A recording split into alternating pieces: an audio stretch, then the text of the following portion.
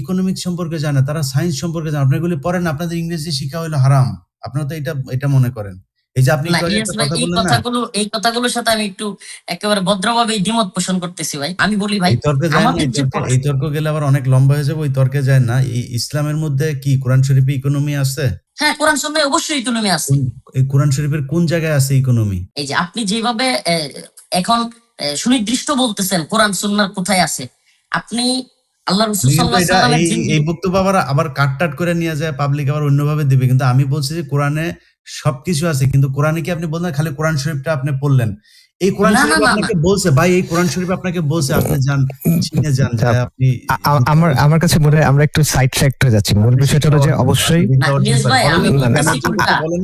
আপনার জ্ঞান রফিক ভাই কমি মাদ্রাসার, আপনি কোরআনের আলাপে গেলাম না, আপনি কমি মাদ্রাসার কোথায় ইকোনমি পড়েন? আপনি আমি একটু বলি ভাই, আমাদের আলোচনা একটু সাইড ট্র্যাক হয়ে যাচ্ছে। মূল বিষয়টা হলো যে দিন ইসলামের মধ্যে, কোরআনের মধ্যে, সুন্নাহর মধ্যে অবশ্যই সমগ্র মানব জীবনের দুনিয়া এবং আখিরাতের সব বিষয়গুলো আছে, বাট এগুলো সবকিছু সবসময় একদম ডিটেইলড ভেঙে ভেঙে তত্ত্ব বা কাঠামো হিসেবে নাই, অনেক সময় এটা মূলনীতি হিসেবে আছে। এখন যে জায়গাটায় আসলে আমাদের বাস্তবতা হলো যে ইসলামপন্থীদের একটা দুর্বলতা আছে, সেটা হলো যে এই যে মূলনীতিটা, সেটা যে আমরা এখন কিভাবে প্রয়োগ করব, এটা প্রথমত নিজেরা বের করা, দ্বিতীয়ত সমাজের সামনে তুলে ধরা, যাতে সমাজ বুঝতে পারে যে কিভাবে ইসলাম এখন তাদেরকে চালাবে। মানে আজকে যদি ইসলাম আসে তাহলে সেটা কিভাবে চলবে, এটা তুলে ধরার ক্ষেত্রে নিঃসন্দেহে এখানে আমাদের কমতি আছে। এই বিষয়টা আবারও, এটা শুধুমাত্র আমি আবারও বলবো আমাদের মাথার তাজ, এটা শুধুমাত্র তাদের না, এটা সামগ্রিকভাবে সবার আর কি। জি, আমাদের এই মাদ্রাসার শিক্ষা ব্যবস্থার ভিতরে আপনি কোরআন আপনি একদম করবেন, মুখস্থ করে ফেলবেন। ওই কোরআনের আমি গ্যারান্টি দিলাম 50% বাংলাদেশের হাফেজ সে কোরআনের মানে জানে না। এটা বিশ্বাস করেন আপনি? তো জানে না, কিন্তু আমি একটু আসিফ আদনান ভাই এবং ইলিয়াস ভাই একটু বলি। না ভাই, ওই আলোচনা অন্যদিন ভাই। এটা এই আলোচনা না, এই কথাটা বললে বুঝে আসবে ভাই, এই কথাটা বললে আপনার বুঝে আসবে। সেটা হলো তালেবান, কিন্তু আপনি যেটা বলতেছেন তালেবান যে ক্ষমতায় আছে আফগানিস্তানে, আলহামদুলিল্লাহ তারা কিন্তু দেশ পরিচালনা করতেছে। আপনি ওরা কি বানাইতেছে আপনি জানেন? হ্যাঁ, এটাই তো বলতেছি। তারা আপনি পারবেন? এখন আপনাকে বলি, আপনি চরমনাই আশরাফ গানির যে সরকার, ইলিয়াস ভাই আমি বলি, আরে ভাই আপনি একটা সরকারের পার্ট হবেন। ইসলামিক সরকার হইলে এমন না যে সব হুজুরাই থাকতে হবে। আজকে আশরাফ গানির সরকারের যে সমস্ত লোকেরা ছিল, তারা কি তওবা করে সরকারের অধীনে আসে নাই? তারা কি কাজ করতেছে না? মুসলমান মানে আপনি এখন আওয়ামী লীগের যারা ধরেন শিক্ষিত আছে, বিএনপির যারা শিক্ষিত আছে, ওদেরকে নিয়ে তারপরে আপনার নেতৃত্বে যাবে কেন? আপনার ভাই, আমি যদি দিন প্রতিষ্ঠা করতে চাই মুসলমান হিসেবে, এই তর্ক করলে অনেক লম্বা হবে। সেই তর্কের গেলাম না অন্য একদিন, এগুলো ইনশাআল্লাহ অন্য একদিন, এগুলো নিয়ে বিশাল বিতর্ক হয়ে যাবে। তো হুজুররা যদি মূল দায়িত্বে থাকে, তখন জেনারেলদের হুজুরদেরকে মানতে সমস্যা কি? তো হুজুরদের মধ্যে থেকে আপনি কিছুই পারেন না, আপনার খালি মিলাদ পড়াইতে পারেন, আপনার নেতৃত্বে আমি যাবো কেন? কোরআনের মধ্যে বিজ্ঞান আছে, সব আছে। আপনি কোরআন বাংলা পড়েন না, আপনি এটার অর্থ জানেন না, তো আপনার পিছনে আমি যাবো? আপনি নিজেই তো জানেন না, আপনি একটা অজ্ঞ লোক, আমি কেন আপনার পিছনে যাব? মানে আপনি পারেন না, কিন্তু আপনার আমি নেতা মাইনা থাকবো। আপনার নেতা মানুষ কোথায় জানেন? আপনাকে আমি এই কথা বলি, ওলামায়ে কেরামের প্রতিনিধিত্ব করতেছি, ভাই আপনার কথাগুলোতে আমি নেতা মানি না। দরকার, কারণ আপনি পারেন না তো আর কিছু। ইলিয়াস ভাই, আমাকে নেতা মানবেন না আপনি কেন বলতেছেন যে আপনি ওই যোগ্যতা নাই? আলেমদেরকে মানবেন না? বাংলাদেশে এমন অসংখ্য আলেম দেখাইতে পারবো, আপনি যে কোনো বিষয়ে যদি জিজ্ঞেস করেন অন্য সাধারণের চাইতে কম জানে না, আপনি দাঁড় করাইতে পারবো। নাম বলেন। আমি ইলিয়াস ভাই, আমি অনেকের নাম বলতে পারবো। আপনি যদি নাম বলেন, একজনের নাম। কার নাম বলতে হবে বলেন? কি বিষয়ে বলেন? আপনি কোন ইকোনমিক্স এর বিষয়ে মামুনুল হক সাহেব হুজুর জানে? অবশ্যই জানে। শাইখুল হাদিস আল্লাহ মামুনুল হক সাহেব জানে। হ্যাঁ জানে। হ্যাঁ জি জি, আমি জানি না মামুনুল হক কি জানে, আমি জানি না। হ্যাঁ, ইকোনমিক্স এর উপরে উনি পড়াশোনা করছেন। সেই পড়াশোনা কমই মাদ্রাসায়। আরে ভাই, কমই মাদ্রাসায় সব থাকতে হবে কেন? ভার্সিটিতে কোরআন আছে? ভার্সিটিতে কোরআন আছে? কোরআনের যেই জ্ঞান আপনার দরকার, কোরআন আপনাকে যে আপনি বলেন না কোরআনে আছে, আপনাকে কিন্তু আমি কোশ্চেন করছি কোরআনের কোথায় আছে, আপনি কিন্তু উত্তর দিতে পারেন নাই। আপনাদের মামুনুল হক সাহেব যখন বক্তব্য দেন, ওনার আশপাশের লোকজন স্টেজ থেকে পড়ে যাওয়ার অবস্থা হয়ে যায়, যে ধমক উনি দেন। জেলখানায় ছিলেন, জেলখানায় কেন গিয়েছিলেন সেটাও আমরা জানি। আপনি সারা দেশে মোদি বিরোধী আন্দোলনের লোকজনকে আপনি রাস্তায় নামাই দিলেন। এরপরে আপনি গার্লফ্রেন্ড নাকি বউ নিয়ে আপনি ইয়েতে গেলেন, রিসোর্টে গেলেন। তো তো আপনার এত যৌন উত্তেজনা উঠে গেল, আপনি তখন এমন পরিস্থিতিতে আপনি আরেকটু স্টেজ ইলিয়াস ভাই আরেকটু মানে নমনীয় হব, শালীনতার সাথে আরেকটু বললেন। নমনীয় হব, মানে বলেন, ঠিক আছে, মানে কথা যেগুলো আমরা থামাবো না আপনাকে, একটু কিন্তু আচ্ছা আরেকটু নমনীয় হয়ে বলি। মানে উনি যে এই ইয়েতে গিয়েছিলেন, মানে রিসোর্টে স্ত্রীর সাথে দেখা করতে গিয়েছিলেন, একান্তে সময় কাটাতে গিয়েছিলেন। তো এই যে উনি ওই সময় গিয়ে তারপরে ধরা-টরা খেলেন, তারপরে জেলখানায় যাওয়ার পরে যেই মানুষগুলো, কেন বললাম জানেন কথাগুলো কেন বলছি? কারণ ওই জেলখানার মানুষগুলোর পরিবারের সাথে নানানভাবে আমি কিন্তু সম্পৃক্ত। যারা উনাকে নিজের আপনি নিজে জেলে ছিলেন, আপনি জানেন সেখানে পানির স্বল্পতা, গোসল করার, উজু করার জন্য পানি পাওয়া যায় না। অনেকের গোসলের পানি ২-৩ জনের পানি উনাকে দিয়ে দিয়েছেন। বাড়ির থেকে একটু খাবার গিয়েছে, সেই খাবার হুজুরকে দিয়েছেন।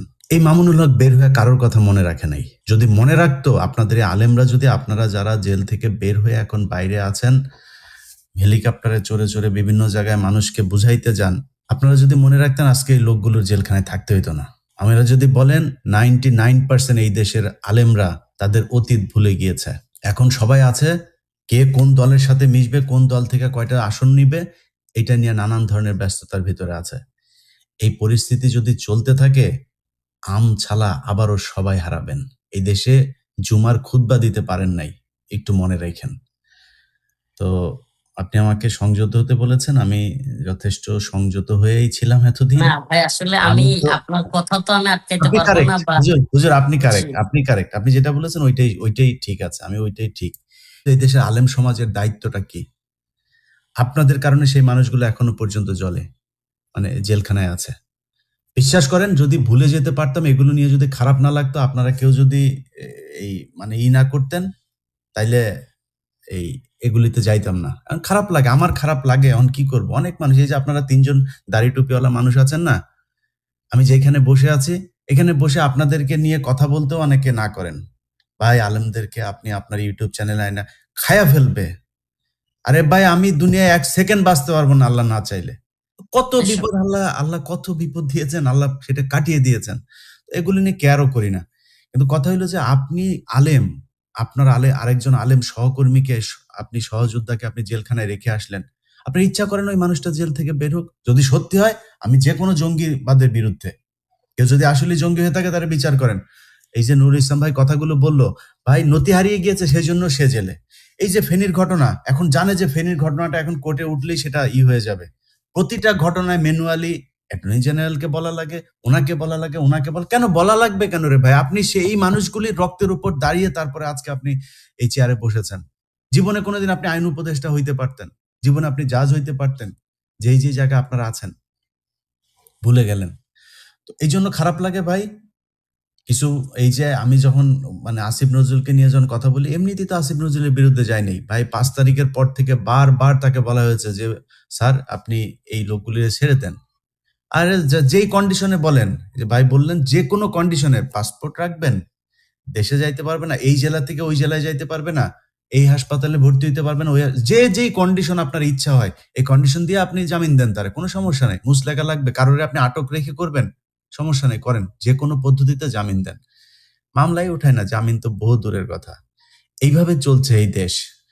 তো আমি ইয়ের কাছে, রফিকুল ইসলাম ভাই, আপনার কাছে, আপনি আলেমদের রিপ্রেজেন্ট করবেন আজকের এই অনুষ্ঠানে। আপনাদের আসলে মানে মানে ঘুম হয় কিনা এটা একটু জানতে চাই। ইউনূস, আপনার সরকারকে আমি একটা জিনিস বলতে চাই, আমরা আপনাদের প্রতি অনেক ভালোবাসা দেখিয়েছি ফর নাথিং। আমাদের এমন কিছুই চাইও নাই, যদিও এমন কিছুই দেন নাই বা এমন কোনো বক্তব্য আমাদের শুনেন নাই। আমরা যেই মানে মূল যে সমস্যাটা এই রাষ্ট্রের, সেটা হচ্ছে আপনারা যে যত কথাই বলেন যে এই যে শেখ হাসিনার যে অবস্থা আজকে দেখেন, এই অবস্থার ভিতরে তারা যদি নাকি মনে করে যে সেই শেখ হাসিনা চুরি করেছিল, তার লোকজন চুরি করেছিল, এই জন্যই বোধহয় মানে তারা একমাত্র এই কি বলে শেখ হাসিনাকে এইভাবে পালাতে হলো, আমি মনে করি না, একদমই না। এই গত ১৫ বছর শেখ হাসিনা জাস্ট প্রতিটা জায়গায় একদম সরাসরি আল্লাহর বিরুদ্ধে যুদ্ধ ঘোষণা করেছিল এবং আল্লাহর বিরুদ্ধেই তারা যুদ্ধ করেছে। সব জায়গায় দেখেন, সেই বিডিআর হত্যাকাণ্ডের ঘটনার পরে কি করলো তারা? মেজর জিয়া সহ কয়েকজন দেশপ্রেমিক কমান্ডো অফিসার থেকে শুরু করে দেশপ্রেমিক বিডিআর এই সেনাবাহিনীর ঊর্ধ্বতন কর্মকর্তা, তাদেরকে তারা জঙ্গি সাজালো, নানান ওই তাপসের উপরে গ্রেনেড হামলা, সব জায়গাতেই মানে জঙ্গি, সব জায়গায় জঙ্গি। এরপরে কি করলো যে এরা হচ্ছে অমুক হুজুরের সাথে দেখা গিয়েছে। এই জায়গাতেও এই যে আদনান ভাইয়ের যে ঘটনা, আদনান ভাই, আবরার ভাই, এই ওনাদের সবার হচ্ছে এই এক ব্যক্তি পাকিস্তানে গিয়েছিল, তার সাথে ওনার ছবি আছে, এক মিটিং এ তারা একটা ছবি ছিল, এই ছবি দেখিয়ে উনিও তাহলে জঙ্গি। আর এটা তাহলে তো এই মানে শেখ হাসিনা যে পাবলিক সেমিনারের ছবি ভাই, মিটিং এর পাবলিক সেমিনারের ছবি, পাবলিক সেমিনার, সেটাই মানে পাবলিক সেমিনারের একটা মিটিং বা কিছু একটা ছবি। এখন সেটার কারণে যদি হয়, তাহলে শেখ হাসিনার সাথে যারা রাজনীতি করেছে, শেখ হাসিনা যেই ব্যক্তিকে সেনাপ্রধান বসিয়ে গেল, শেখ হাসিনা যেই ব্যক্তিকে রাষ্ট্রপতি বসিয়ে গিয়েছে, আদালতের এই যে নুরুল ইসলাম ভাই খুব সুন্দর করে বলেছেন যে আসিফ নজরুলকে একটু তেল দিয়েই বলেছেন, আসিফ নজরুল স্যার যাতে ওনার উপর আবার না খেপেন।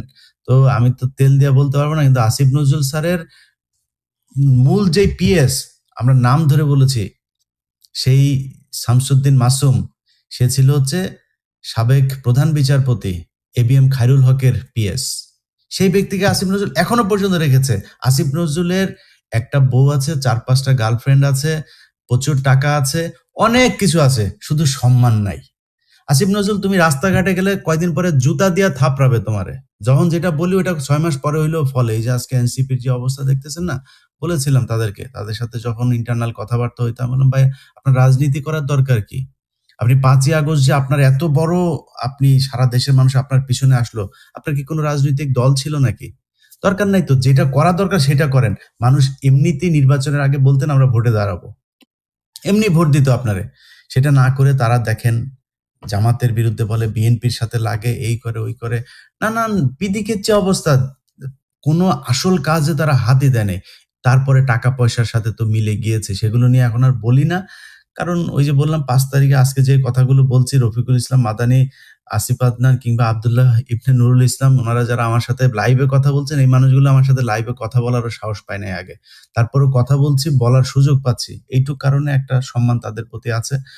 তো যাই হোক, আওয়ামী লীগ যেই কারণে এই আজকে শেখ হাসিনার কোন পরিবারের আত্মীয় 14 গোষ্ঠী, বাইতুল মুকাররমের খতিব থেকে শুরু করে ইউনিয়নের চেয়ারম্যান, সবাই পলাতক, নামও বলতে পারে না, সবাই নানান ভাবে চেষ্টা করে।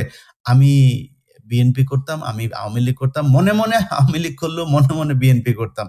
এই যে তাদের মানে যেই চেষ্টা, বিএনপি সাজার কিংবা জামাত। কালকে বাগেরহাটের এক ব্যক্তি মোল্লা মুজিবুর, সে এখন হাত পাখায় গিয়ে যুক্ত হয়েছে, দাড়ি রেখেছে কয়টা, দাড়ি রেখে এখন তিনি নাকি চরমনাই করেন। তার এই ছবি টবি সব আমি আমার ফেসবুকে দিয়েছি। এই যে বিশাল লানত, এটার কারণ কিন্তু দুর্নীতি করেছে এই জন্য না, সেটার জন্য যদি হয়, আমার মনে হয় এখন যা হচ্ছে আগের চাইতে আমার মনে হয় ডাবল হচ্ছে। যদিও খাতগুলো ছোট, গরুর হাট, টেম্পো স্ট্যান্ড এগুলো অনেক কিছু আমরা শুনি, কিন্তু খাত ছোট হইলেও দুর্নীতি কিন্তু ব্যাপক আকারে হচ্ছে। তো সেটার কারণে হইলে তো আমরা শেখ হাসিনাকে সরানোর দরকার ছিল না। শেখ হাসিনার বিরুদ্ধে এই এতদিন কথা বলার একমাত্র কারণ সেটা হচ্ছে ভারত, একমাত্র কারণ হচ্ছে ইসলাম বিদ্বেষী যে সরকার ছিল তাদের। সেই শেপই যদি আবার ব্যাক করে, তাহলে আমাদের দরকার ছিল কি এত কিছু করা? সেই শেপ যদি আসে, ডক্টর ইউনূস, আপনাকে আর শেখ হাসিনাকে আমাদের একই পাল্লায় মাপতে 1 সেকেন্ডও দেরি লাগবে না। আমার বিশ্বাস সেই জায়গায় আপনারা যাবেন না। ভারতের ব্যাপারে একটা কঠোর অবস্থানে যেতে হবে। আমরা অনেক কিছু দেখছি, আপনাদের মানে একদম দৃশ্যত কোনো পরিবর্তন আমরা লক্ষ্য করছি না। এখনো পর্যন্ত ইয়ের কোনো চ্যানেলগুলোকে বন্ধ করা হয় নাই, এখনো পর্যন্ত ট্রানজিট আছে, আমাদের করিডোর আছে, সবই ভারত ভোগ করছে, আমাদের বন্দর ব্যবহার করছে, অথচ একের পর এক তারা আমাদের বিরুদ্ধে নানান পদক্ষেপ নিচ্ছে, আমরা কিছুই দেখছি না। তো এইভাবে কাজ করে আপনারা কিছু টাকা পয়সা লুটপাট করে, অনেক উপদেষ্টার খবর জানি, টার্কিতে টাকা জমাচ্ছে, কানাডাতে জমাচ্ছে, এই ছাত্রদের ভেতরেও টাকা পয়সা ধুমায় জমাচ্ছে। তো এগুলো জমাবেন আর আসল কাজ করবেন না, এটা হইলে কিন্তু ভবিষ্যতে ক্ষমতা হয়তো তখন আপনাদের থাকবে না, তখন বলবেন ইলিয়াস কেন আমাদের নিয়ে এইসব কথাবার্তা বলে। এখনো পর্যন্ত সুযোগ দিচ্ছি, 1 বছর হয়েছে। ফেনীর ঘটনায় যারা আটক আছে ছাড়তে হবে, বিডিআর এর ঘটনায় যারা আছে ছাড়তে হবে, আলেম যারা আছে সবাইকে ছাড়তে হবে, বিএনপি জামাতের যারা বন্দী হয়েছিল সবাইকে ছাড়তে হবে। খুব দ্রুত যদি এইসব বিষয়ে পদক্ষেপ না নিয়ে এই ধরনের জঙ্গি নাটক করার ব্যবস্থা করা হয়, আমরা কিন্তু আমি ব্যক্তিগতভাবে বলি, অনেক আলেমের সাথে আমার খুব ভালো সম্পর্ক, তাদেরকে আমার হয়তো সেই ক্ষমতা নেই তাদেরকে নামানোর বা আটকানোর, বাট আমার পরামর্শটা ছিল যে হুজুর আপনারা দাড়ি টুপি এসব নিয়ে যদি এখন রাস্তায় নামেন, তারা এই যে সজীব ওয়াজেদ জয় সহ আওয়ামী লীগের পেজগুলো দেখেন, ওরা বাংলাদেশকে জঙ্গিবাদ একটা দেশ হিসেবে করার চেষ্টা করছে, আপনারা এখন রাস্তায় নেমেন না। যদি দেয়ালে পিঠ থেকে যায় তাদের তো কিছু করার থাকবে না, আমরাও সেই পরামর্শ দিব, নামেন, সরকারের করেন। বিএনপিও এখন আপনাদের সাথে আসবে, জামাত এই কি বলে এনসিপি সরি জামাত আসবে, তারপর অন্যান্য জাতীয় পার্টি, এরা সবাই আসবে, ওইদিকে আরো অন্যান্য দলগুলো তো আছে, এরা এসে রাস্তায় আসবে, বিশৃঙ্খলা হবে, ঝামেলায় পড়বেন। যদি বিশৃঙ্খলা করতে না চান তাহলে ভালোই শেখ হাসিনার সময় আটক সব লোকজনকে জেলখানা থেকে বের করতে হবে, এটা খুব দ্রুত করতে হবে। আপনি যেদিন আটক হন, আমার মনে আছে ঢাকাতে আপনি আটক হচ্ছেন, আপনাকে পুলিশ যখন ধরে নিয়ে যায়, আপনি পুলিশকে এইভাবে শুয়ে করছিলেন, আরে আমার এইভাবে নিয়ে যান, আমি এমনি যাবো, আপনি আমাকে পালায় যাচ্ছি নাকি? আমার মনে আছে আপনি খুব করে বলছেন। ভাই, যেই আলেম খুতবার ইয়েতে দাঁড়ায়া যে মনে করে যে তার রিজিকের মালিক হইল মসজিদের সভাপতি, ওর নিজেরই তো ইমান নাই, কারণ ও ওই কথা বলতে পারে না, কারণ আমার চাকরি থাকবে না, চাকরি খেলে আমি বউ বাচ্চা নিয়ে কি খাবো। ওর নিজের ইমাম নাই তো, ইমান নাই তো, ওর পিছনে আমার নামাজ পড়ে লাভ কি? ওর আগে কলেমা পড়ে আবার ফের তওবা করে ওর ইমান করে, এটাই শিরক। আমরা শিরক মানে খুব, আপনারা এখানে খুব বিজ্ঞ আলেমরা আছেন, আমি আমার নিজের যেটা মনে হয়, শিরক মানে খালি আল্লাহর সাথে কাউকে এইভাবে বলা না যে আল্লাহ 2 জন আছে, 3 জন আছে, 5 জন আছে, এটা না। আমি আল্লাহ যে আমার রিজিক দাতা এটা বিশ্বাস না করাটাও শিরক। সে তো নিজে স্বীকার করে না, ওরে তবা পরে আবার ফের করা উচিত। তো এই ধরনের আলেম দিয়ে আমরা করব কি? এই জন্য আপনারা পছন্দ করি, আপনার সাথে আমার ভালো সম্পর্কের অন্য কোনো কারণ নাই, এটাই কারণ। তো আপনার ব্যাপারে জানি, কিন্তু আপনাকে নিয়ে সামনে নিয়ে যে কথাগুলো বলেছি, এই কথাগুলো আসলে আপনাকে না, আপনাদের আলেম সমাজকে নিয়েই। আপনি একাই তো আর আলেম সমাজকে পুরো নিয়ন্ত্রণ করেন না, আপনার সীমাবদ্ধতা আছে। বাট পুরো আলেম সমাজকে বলবো যে ভাই দেখেন, আপনাদের অবস্থান কিন্তু খুব একটা ভালো না বাংলাদেশে। এই যে একটা বিশাল উপদেষ্টা পরিষদ হলে আপনাদের একজনের ডাকেও নাই, কেন ডাকে না? এটার জন্য কি শুধুই সরকার দায়ী বা মানুষ দায়ী? আপনারা যে ডাকবে, আপনারা, আমি বললাম যে পররাষ্ট্র মন্ত্রণালয় চালান, জামাতটা নিয়ে আপনার অনেক আছে, জামাতটা যদি বলেন আপনি সরকার চালায়, জামাত সরকার চালাইতে পারবে, কারণ সে ওই পড়াশোনা করেছে, সেই জ্ঞান অর্জন করেছে, সে ভালো খারাপ, আমি জামাতটা ভোট দেন না দেন আমি সেটা বলছি না, কিন্তু যদি আপনি সেইখানে আপনি কমি মাদ্রাসার একজনকে দাঁড় করান, আপনাদের হাতে দিয়ে দেওয়া হবে। আমি চরমনায় পীর সাহেবরে আর ওনার নায়েবে আমির কি যেন ওনারা আছেন, দুইজনরে বানাই দিলাম, না ভাই, ইলিয়াস ভাই, দেশ এই চালাইতে ব্যাপারে পারবেন। আমার একটু আছে, এই ব্যাপারে আমাকে দিয়ে দেন, ইনশাল্লাহ আমরা পারবো, ইনশাল্লাহ আমাদেরকে দিয়ে দেন। আসিফ আদনান ভাই, আমরা আছি, আব্দুল্লাহ বিন আসিফ আদনান ভাইরা তো, আপনারা তো আর কোনো ইয়েতে নাই। না, আমি ওটা আসিফ বলতেছি আদনান না। ভাই এখন পড়াশোনা করেন গণতান্ত্রিক, কোথায় জানেন? আসিফ আদনান ভাই কি করছেন? আসিফ আদনান ভাই কিন্তু দাওরা হাদিস না খালি, না আমি ওইটা বলি নাই, আমি বলতেছি কেন শুনেন ভাই, আমি ইলিয়াস ভাই, আমি আপনার কথাটা কাট করলাম কেন? আপনি যদি পশ্চিমাদের এই চাপায়া দেওয়া তথাকথিত আইনে শাসন করতে বলেন, তাইলে হুজুরা পারবে না, এটা সত্য। না, আইনের শাসন করতে বলি না তো আমি, পশ্চিমাদের আইন নিবেন কেন? আসিফ আদনান উনি ঢাকা বিশ্ববিদ্যালয়ে ইকোনমিক্সে পড়াশোনা করছেন না আসিফ ভাই? জি ভাই, আমি একটু ক্লিয়ার করি, আমি মাদ্রাসায় পড়ি নাই ভাই, আমার পড়াশোনা পুরো স্কুল কলেজ ইউনিভার্সিটিতে। আমি ওইটাই বললাম যে আপনি কিন্তু মাদ্রাসার স্টুডেন্ট না, আমি সেটাই বলছি, আমি বলি না যে আমি আলেম না, আসলে সবাই আলেম বলছেন, আমি আলেম না। আপনি ওনারে তো আপনি আলেম হিসাবে নিয়ে আসতে পারবেন না, আপনাদের যে তথাকথিত আলেম, তারা মানে ফিকহের ভিতরে সমস্ত এই যে অর্থনীতিগুলি আছে, আলহামদুলিল্লাহ বিস্তৃত আছে। আপনি আছে, আপনি বুঝলেন কেমনে? আপনি তো এটা অর্থই জানেন না, আপনার কমি মাদ্রাসার সেই অর্থই পড়ায় নাই, তো আপনি জানলেন কেমনে? আপনি হাফিজি মাদ্রাসা খালি কোরআন শরীফ, এত হাফেজ পৃথিবীর কোনো দেশে নেই আলহামদুলিল্লাহ, কিন্তু আপনি সেই তারে কোরআনের অর্থটাই জানাইলেন না, সে তো অর্থই জানে না, আপনি তারে দিয়ে আপনি কি করাবেন? এটা কি বলছে আমাকে কোরআন, আপনি কেমন? না এখানে তো তাফসীর কারক আছে, শুধু হাফেজরা জানতে হবে এরকম না। আপনি যদি বলেন আপনাদেরকে আমরা শুনেন, ধরেন একটা ক্লাস 8 পড়া ছাত্র কি ইকোনমিক্স জানে ভাই? ক্লাস 8 পাস কোন ছাত্র কি ইকোনমিক্স জানে? সবচেয়ে ভালো পিএইচডি করে আসছে সবচেয়ে ভালো ইউনিভার্সিটিতে, সে হইলো ওইটার হেড হিসাবে তারে বসা, কারণ কি সে ওইটার এক্সপার্ট। বুয়েটের যে এক্সপার্ট ইঞ্জিনিয়ার, একজন সিভিল ইঞ্জিনিয়ার, তার সবচেয়ে ভালো ওনাকে ওইখানে বসে, কারণ উনি ওইটার এক্সপার্ট। আপনি এক্সপার্ট কিসের বলি? আপনি এক্সপার্ট হইছে পোলাপানের মুসলমানি দিলে আর বিয়ে, আর হইলো গিয়া ওই যে আপনার এই কি বলে এটা, মারা গেলে করে যে আপনার, আরে জানাজাতে আর হইলো মিলাদ। এই 4 জায়গার এক্সপার্ট আপনি হইছেন। যেই কারণে ওই 4 জায়গায় কিন্তু আপনাকে প্রচন্ড রকমের সম্মান দেওয়া হয়। বিয়ের দিনও আপনি হুজুর, তারপরে জানাজার দিনও হুজুর আপনি, আর হইলো গিয়ে মিলাদের দিন হুজুর আপনি। আপনি এগুলি জানেন এই কারণে। এর বাইরে আর আপনারা কিছু জানেন না। এই কারণে আপনাদের এই সমস্যা। এই বিষয়গুলোতে আমি ঠিক আছে। দ্বিমত পোষণ করতেছি। ঠিক এই আছে ভাই, না বিষয়গুলোতে আমি জানেন না দ্বিমত ভাই, পোষণ আপনাদের করতেছি। পড়ানোই হয় না, জানবেন কোথেকে? যদি জেনে থাকে না ওই আপনি যে আপনি আসিফ যেটা আদনান, বলছেন, উনি আপনি কিন্তু ভাই ইলিয়াস ভাই PhD শুনেন, করতেছে। আপনি আমার সাথে বসেন। আমি আজকে তো লাইভ টক শুতে এই কথাগুলো বলতেছেন। ম্যাচুরিটি কিংবা আপনি একটা সামাজিক লাইনে আসেন, বিচার, আপনি আদালত ফোনে বলেন, আসেন, এই কথা বলতেছি, ইস্যুগুলোতে ফোনে আসেন। আমাদেরকে হুজুর, আপনি কোনো আপনাদের বিষয় বহুত যদি